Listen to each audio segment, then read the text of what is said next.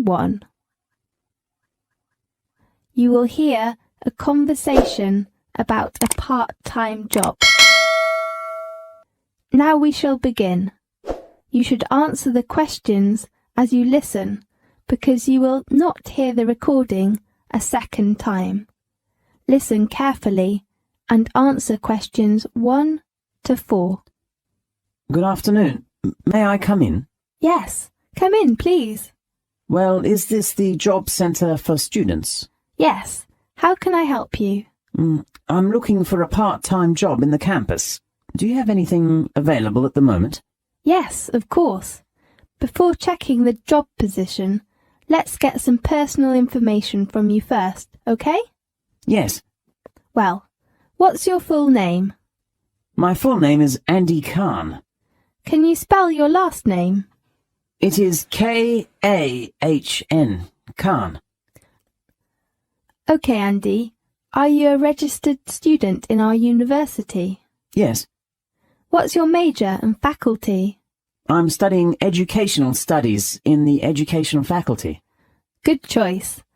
Did you bring your student union card or your library card? I have my union card. Do you need it? Yes, I need to copy it now. Oh, here it is. Okay, and can you tell me your mobile phone number? Oh, I just lost my mobile phone yesterday. I'm sorry. May I leave my home phone? Yes, of course. It is 0114-7281. Fine. Let's talk about the pay. What's your requirements for the pay? I think it should be about at least £10 per hour. Okay. I think it is not difficult to look for a position for you.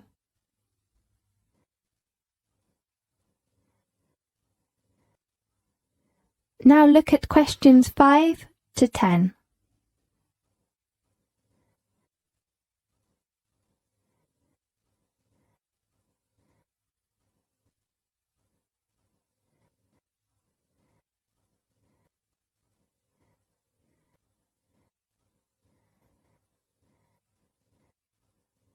Now listen carefully and answer questions 5 to 10.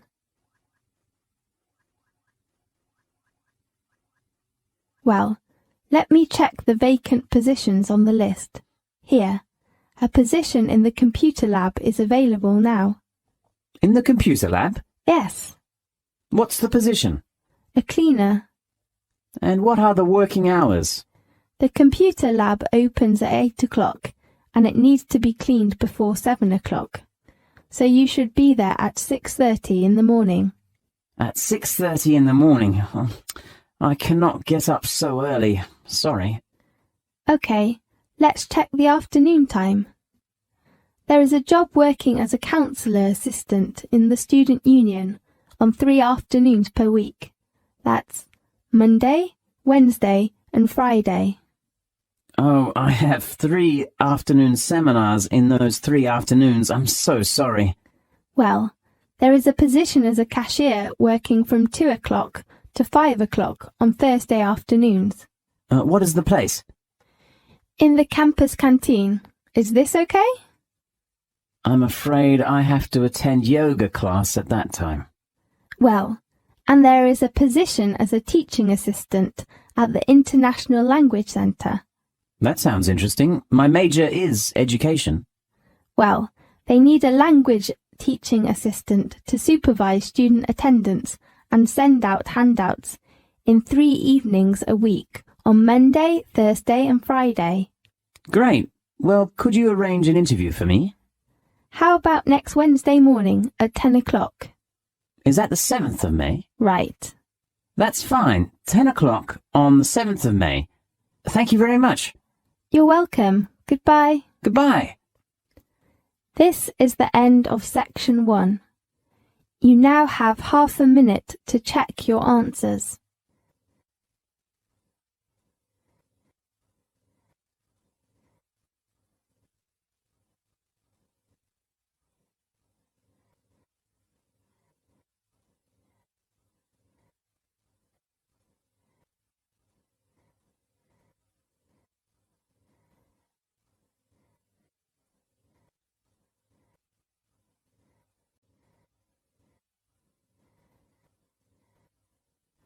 Now turn to Section 2.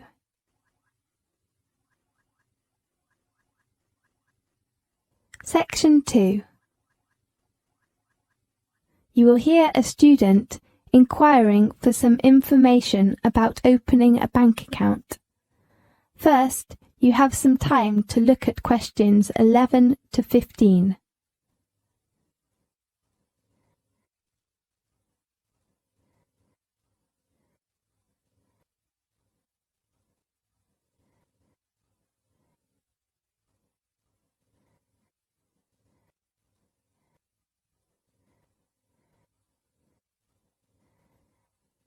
Now listen carefully and answer questions 11 to 15. Good morning. What can I do for you? Good morning. I'd like to open an account. Could you give me some suggestions? Well, let's fill in the application form first. Okay. What's your full name? My name is Jenny Chen. Is your last name spelt C-H-E-N? That's right. Fine, Jenny. Are you a student or do you have a job now? I should graduate this year, but I took off last year, so I'm still a university student now. Fine. And your birthday? I was born on the 6th of July of 1987. And your current address?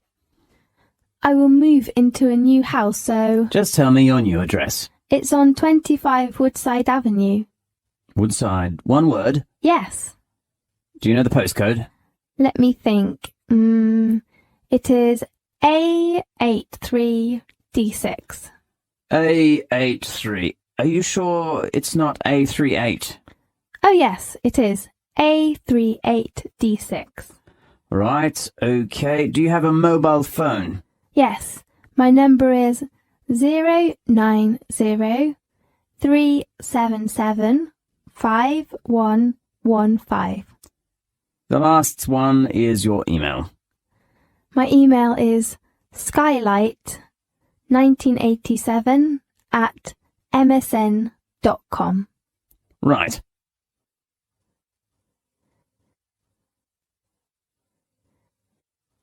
Now look at questions 16 to 20.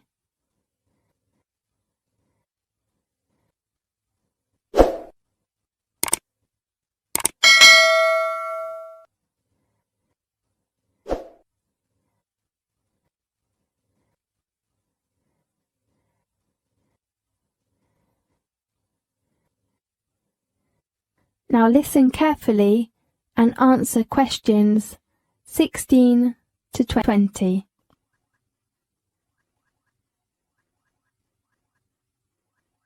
Right. Did you bring the documents we need, such as passport or letter from the university? Yes, here they are. What type of account do you want to open? I'm not sure. Could you give me some suggestions? I see. How about the student account? It's a kind of current account. Student account. Does it have a high interest? I'm afraid not. If you want to have a high interest account, maybe a deposit account is a good choice. But you have to deposit at least £5,000 when you open your account. Oh. How about the annual interest of a student account? It varies from time to time. At present, it is 3.5%. Right. I'll take the student account. That's fine. And can I get a cash card? Certainly, I will supply you with a cash card. Great. May I apply for an overdraft? I'm afraid you cannot. The cash card doesn't have a service of overdraft. Yes, I see. How much money do you want to deposit now? I have £600 in cash and £1,600 in travellers' cheques. So the total is £2,200. Right. Fine, please sign your name here where I've marked an X. OK, thank you. And this is your receipt. Thanks. Can you tell me the opening times of the bank? The bank opens from 9 a.m. to 3 p.m. on Monday to Saturday. And it's closed on Sunday? Oh no, on Sunday the bank often closes at 3 p.m. The last thing is the statement. How often do you want to receive your statement? Once a month. Okay, monthly. How about the other things? Anything else you want to know? No, thanks for your help. Goodbye. Bye-bye.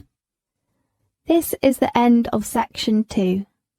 You now have half a minute to check your answers.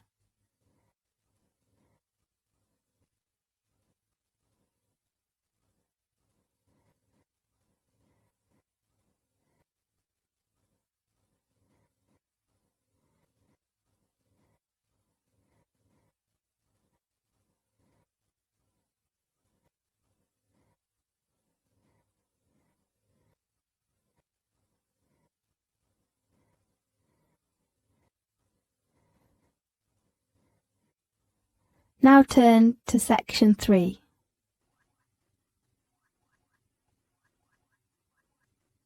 Section 3. You will hear a conversation between two students about a course feedback form. First, you have some time to look at questions 21 to 26.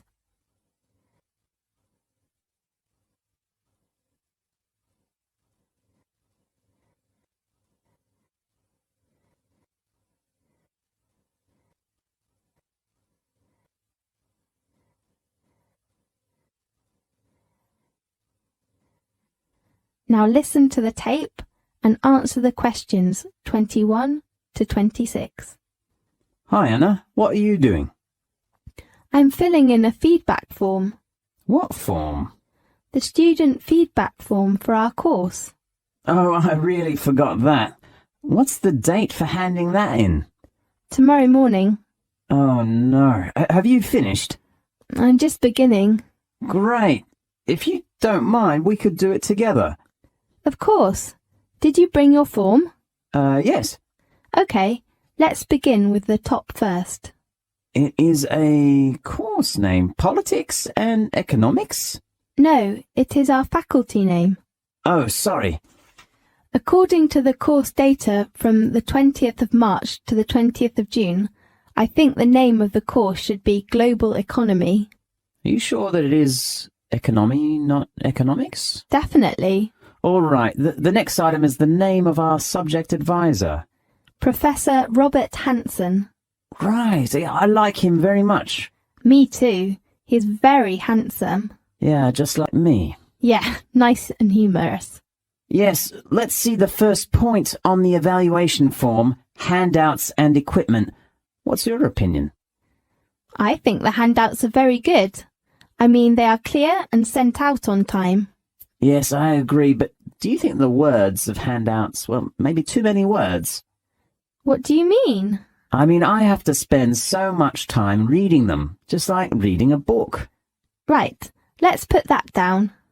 How about teaching equipment? I do really love the new multimedia. It's perfect. Yes, I agree, but the printer... It is really bad. Too old, and sometimes it doesn't work. Should we suggest a new printer instead of the old one? Why not? Let's turn to the second item. It is course structure. I do really like Robert's balanced design of the course. Yes, I agree. He organised it very well.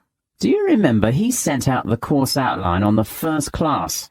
Yes, it is very clear. I think it is a very good beginning, and it is very important for the class. Right. I gained confidence from him after the first class. What about suggestions with course structure?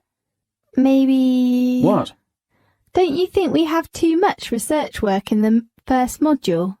Research work? Yes, we only had one research in the second module.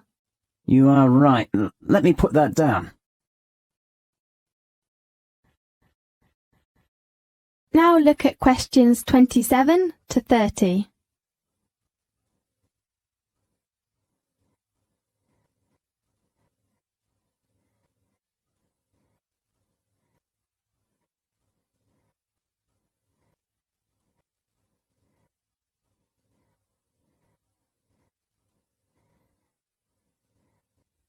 Now listen to the tape and answer the questions 27 to 30.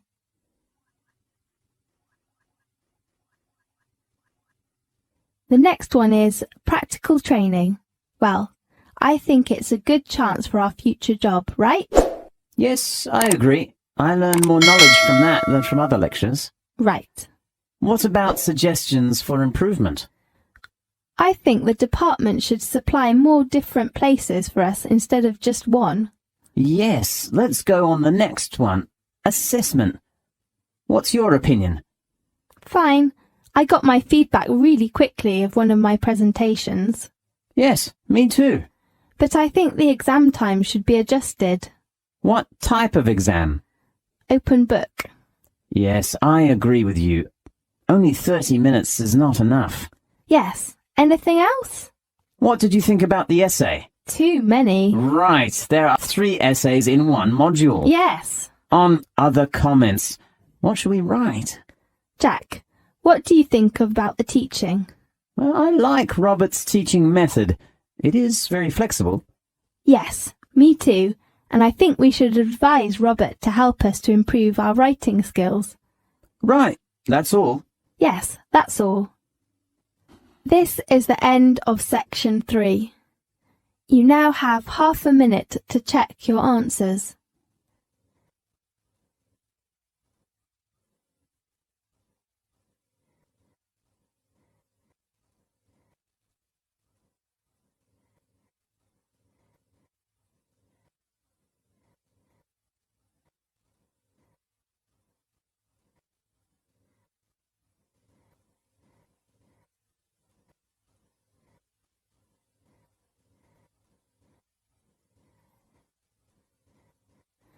Now turn to section 4.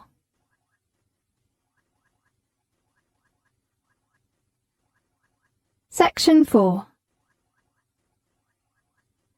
In this section, you will hear a lecture about sports in Britain. First, you have some time to look at questions 31 to 40.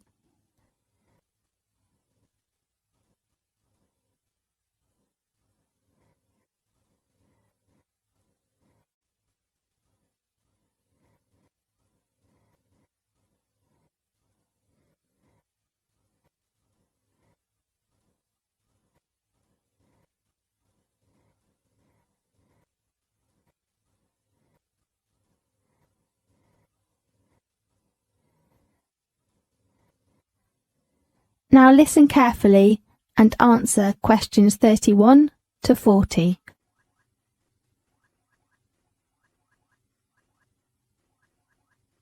Having a drink at the local pub, going for a walk in the country, or watching sports on the television. These are all the main ways in which many British people like to relax on weekends or holidays. Such activities tell us about how modern British people like to spend their leisure time. But if you look more closely, we can see that these activities are not just recent inventions, but are deeply rooted in the British culture over many centuries. Today we will talk about some sports which we see played throughout the world and were born in Britain. Let's begin with football. As we all know, Britain is the place of origin of modern football. The idea of sports having seasons, like the football season, also comes from the natural rhythms of an agricultural society, where the timing of harvests and the general weather affected how people spent their time. Football is played in early spring, when the weather is wet and not too cold. In winter, bad weather kept people indoors, and they had not so much work to do on their farm. So, men used to doing hard work, or physical labor, found they needed to release their energy, and so got together regularly to play boisterous and fast games like football.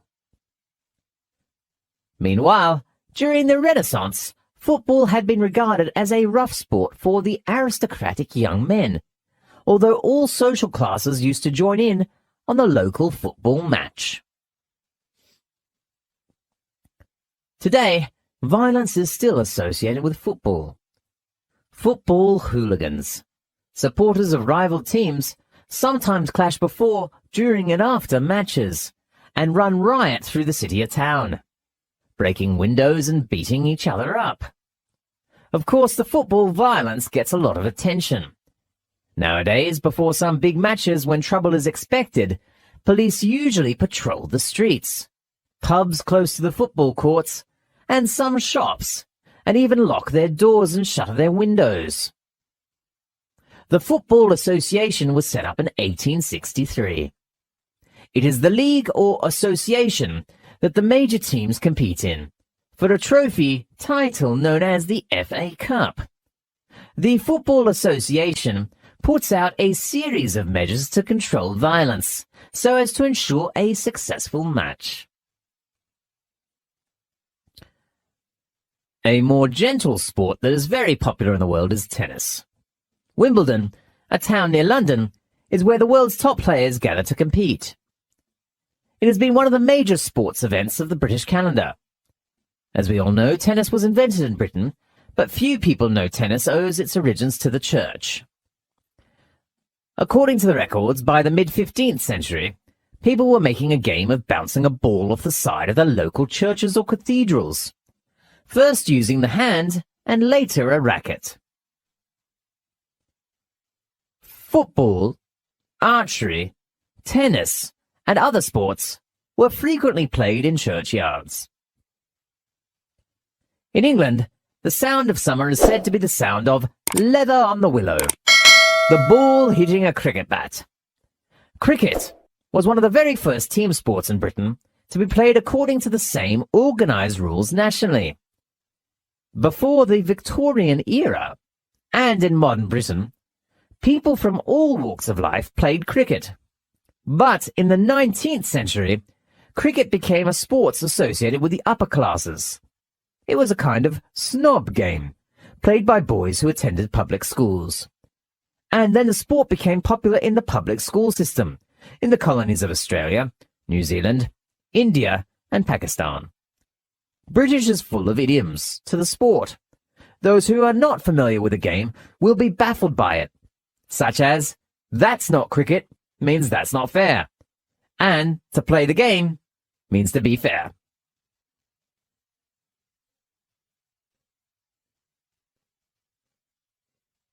The true sport of British kings and queens is not skiing or golfing, but horse racing. National horse races have been held throughout Britain for hundreds of years. The horse at the heart of medieval life was a symbol of authority and wealth and necessary to travelling, hunting, and warfare. The sport of riding a horse is still considered rather snobbish, or an aristocratic sport, because the average British family cannot afford to own a horse. Meanwhile, there are stables which rent horses and offer riding courses at affordable prices. So certainly, almost everyone can afford to place a bet on a horse race now and then. As a sport of kings, kings and commoners alike enjoy betting on horses. The Queen, who likes riding, also likes betting on horses, and often attends some major races. Although she is extremely rich, she gets very excited when the horse she has placed her money on wins. There are two kinds of horse racing. The flat race, where horses and riders compete on a flat oval track. And the steeplechase, which is racing either across the countryside or around a course designed to represent the obstacles you might overcome in the countryside. The Grand National, which is set up in 1837 and is the world's most famous steeplechase. However, some horses are usually injured and badly hurt. Horses are sometimes shot. Animal lovers cannot accept that animals should be hurt and killed for people's entertainment. The biggest social event related to horse racing is the Royal Ascot, where people dress up and show off how fashionable they are, as well as watch the races and place their bets. Women especially wear very delicate and exotic hats and dress designed for the occasion. Television and newspapers will often comment on their outfits. This is the end of section 4. You now have half a minute to check your answers.